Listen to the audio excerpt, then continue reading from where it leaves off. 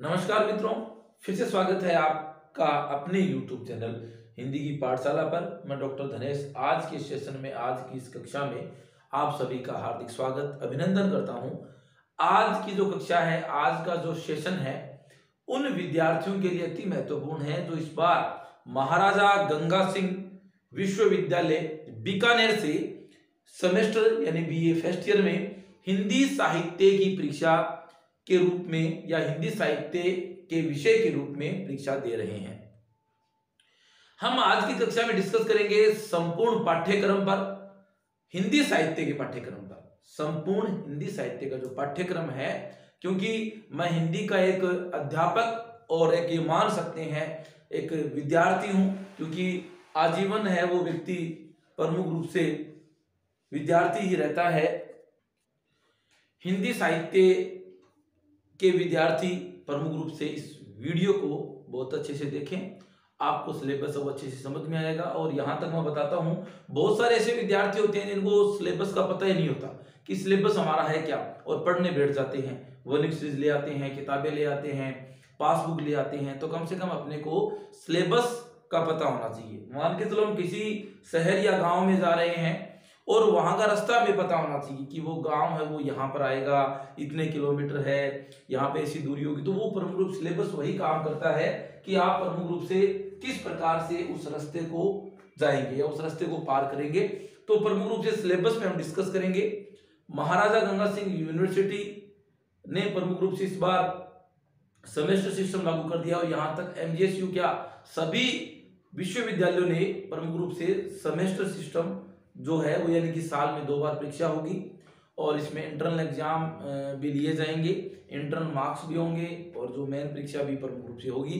Private जो student है उनके लिए अभी तक कोई ऐसा प्रावधान नहीं है कि वो सेमेस्टर में तो देंगे, परंतु इंटरनल एग्जाम का कुछ है वो ऐसा नहीं है कुछ, पर हमें तो रेगुलर स्टूडेंट के रूप में ये चीज है वो देखनी है। तो प्रमुख रूप से देखिए, महाराजा गंगा सिंह विश्वविद्यालय बीकानेर CBCS यानी क्रेडिट बेस्ड सिस्टम यानी सिलेबस के अंतर्गत बीए हिंदी का पाठ्यक्रम। देखिए इसमें ओल्ड सेमेस्टर और इवन सेमेस्टर का मतलब आप समझेंगे, एक तो होता है पहला सेमेस्टर और एक होता है दूसरा। तो ओल्ड सेमेस्टर जो होता है वो जो अभी कंटिन्यू आएगा यानी पहला सेमेस्टर, इवन सेमेस्टर प्रमुख रूप से क्या हो जाएगा दूसरा, या सीधी सी भाषा में आप लिख लीजिए या देख लीजिए, पहला तीसरा पांचवा जो है प्रमुख रूप से ओल्ड सेमेस्टर रहेगा, और दूसरा चौथा और छठा है वो इवन सेमेस्टर रहेगा, यानी सम विषम के रूप में भी आप इनको देख सकते हैं। विश्वविद्यालय ने दोनों सेमेस्टर जो हैं, पहला और दूसरा, उनका पाठ्यक्रम जारी कर दिया है। तो हम प्रमुख रूप से ये तो जानेंगे कि सेकंड सेमेस्टर में और फर्स्ट सेमेस्टर के कौन कौन से पेपर हैं, परंतु विस्तृत रूप से हम चर्चा करने वाले हैं केवल प्रथम सेमेस्टर के दोनों प्रश्न पत्रों पर, क्योंकि सेकंड सेमेस्टर अभी दूर है, जो जून जुलाई में स्टार्ट होगा, उसके लिए हमें अभी टेंशन नहीं लेनी, हमें केवल प्रथम सेमेस्टर है यानी ओल्ड सेमेस्टर है उसके बारे में देखना है।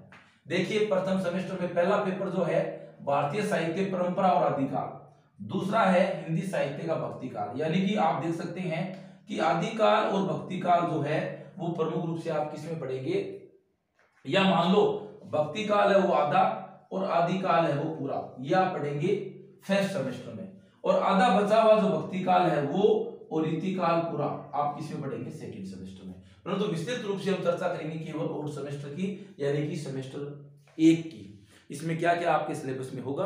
और प्रमुख रूप से मैं आपको बता दूं इस चैनल के माध्यम से कि आपको इस चैनल में प्रमुख रूप से हिंदी साहित्य के वीडियो भी मिलेंगे, आपके सिलेबस पे जो आधारित वीडियो है वो भी मैं डालूंगा। मैंने हिंदी साहित्य का इतिहास है वो बहुत पहले, पहला वीडियो मेरा इस चैनल में वही था जिसमें मैंने प्रवृत्तियां हैं और सबसे पहले हिंदी साहित्य का इतिहास किसने लिखा वो सब बातें हैं वो बताई है। इस सिलेबस के अकॉर्डिंग हम बात करेंगे आगे की वीडियो में, जो भी मैं डालूंगा कि भारतीय साहित्य की परंपराएं क्या है, वैदिक साहित्य, लौकिक साहित्य क्या है, अपभ्रंश क्या है, ये सब चीजें हम प्रमुख रूप से डिस्कस करने वाले हैं।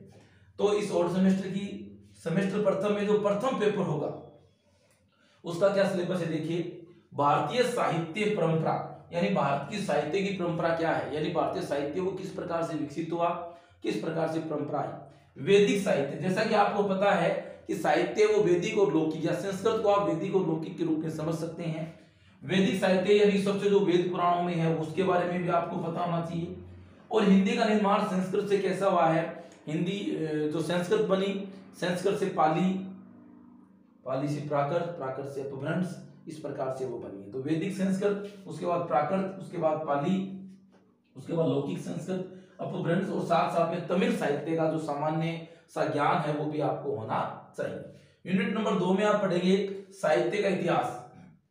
हिंदी साहित्य का जो इतिहास है वो प्रमुख रूप से किस दर्शन से लिया गया है? हिंदी साहित्य का इतिहास दर्शन, हिंदी साहित्य इतिहास की परंपरा, यानी कि कौन कौन सी परंपरा के अंतर्गत हिंदी साहित्य वो लिखा गया है, उसके लेखन में प्रमुख रूप से कौन कौन सी समस्याएं हैं वो आएगी, वो भी प्रमुख रूप से इसमें देखेंगे।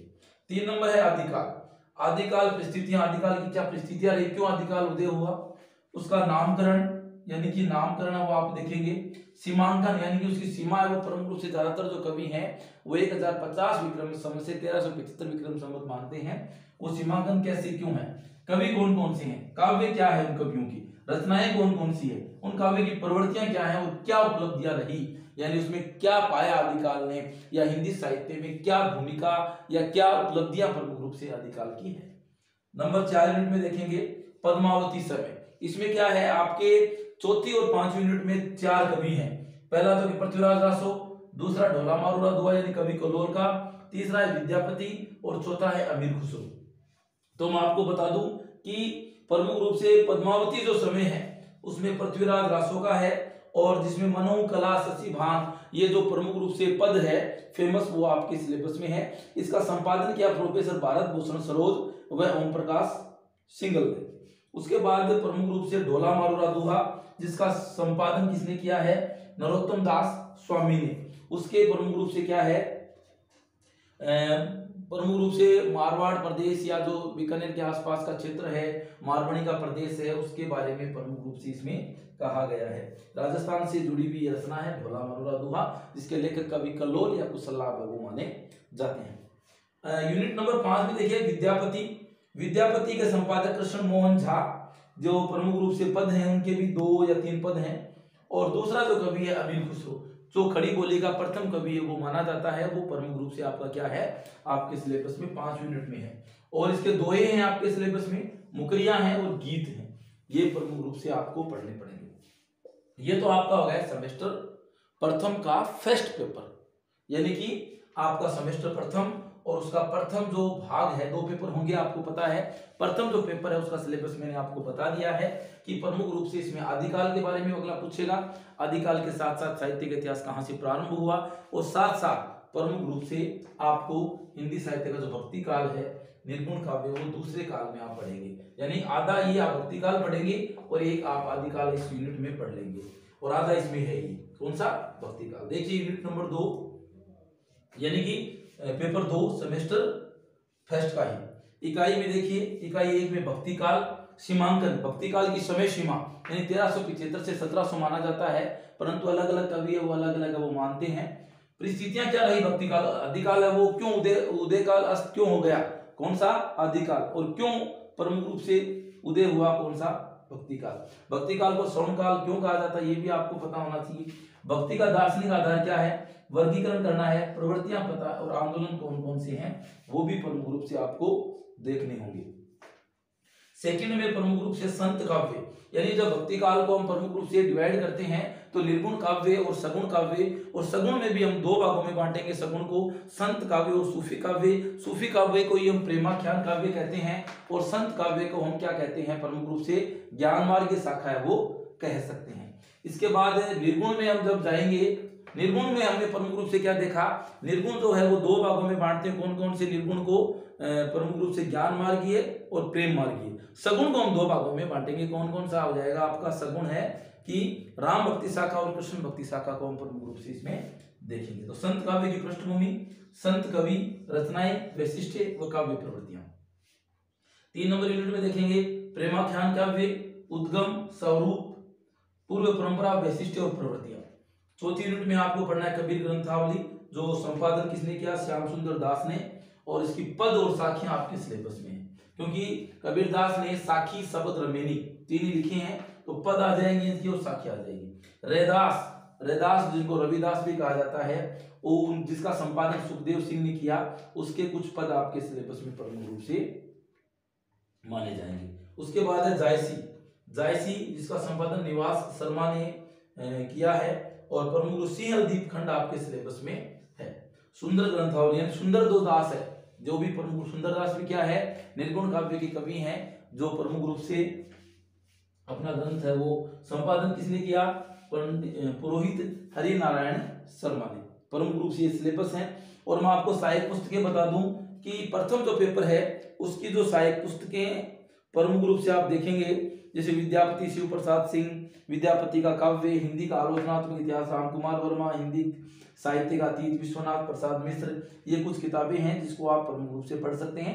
परंतु आप यदि शॉर्ट एंड स्वीट किताबें पढ़ने का अपने पास अभी समय भी नहीं है, तो आप लोग जो भी आपको जो सहायक सामग्रियां मिले, जैसे आपके पास पासबुक है, वनिक सीरीज है, या जो अलग से टेक्स्ट है वो निकाला गया है किसी लेखक के द्वारा, तो वो आप वो पढ़ सकते हैं। ये मैंने क्या लिखा है देखो, हिंदी भाषा व्याकरण और संप्रेषण, ये चीजें प्रमुख रूप से जो आर्ट्स साइंस और कॉमर्स के जो भी स्टूडेंट है वो प्रमुख रूप से आप क्या करेंगे, इसको अनिवार्य के रूप में ये को पढ़ना पड़ेगा। यानी कि प्रमुख रूप से आप जानेंगे हिंदी भाषा के बारे में, उसे जानना है, हिंदी व्याकरण में संज्ञा सर्वनाम विशेषण क्रिया क्रिया विशेषण संधि समास उपसर्ग प्रत्यय शब्द शुद्धि वाक्य शब्द सब चीजें इसमें प्रमुख रूप से आ जाएगी। और साथ में संप्रेषण यानी हिंदी भाषा का संप्रेषण, यानी एक दूसरे से लोग कम्युनिकेट किस प्रकार से रहते हैं, किस प्रकार से जुड़े रहते हैं, क्या संप्रेषण करते हैं, वो सारी चीजें प्रमुख रूप से आपको देखने मिलेगी। और ये जो दूसरा जो इवन सेमेस्टर है इसके सिलेबस की हम आगे बात करेंगे।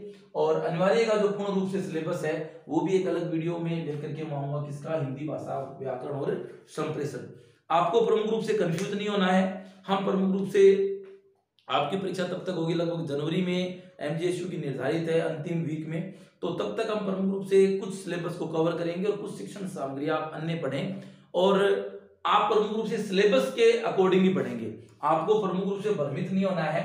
यदि आप रेगुलर स्टूडेंट हैं, कॉलेज जाते हैं या अपने घर पे सेल्फ स्टडी करते हैं, तो आपको जो टीचर पढ़ाते हैं उसके अनुरूप आप पढ़ें। सिलेबस कब का ही आ चुका है, सिलेबस मैंने आप लोगों के सामने रख भी दिया है। और यदि इस सिलेबस समझने में आपको कुछ दिक्कत आ रही है तो आप कमेंट बॉक्स में जा करके कहें और आपको उसको एक अच्छा समाधान या सही समाधान आपको मिलेगा।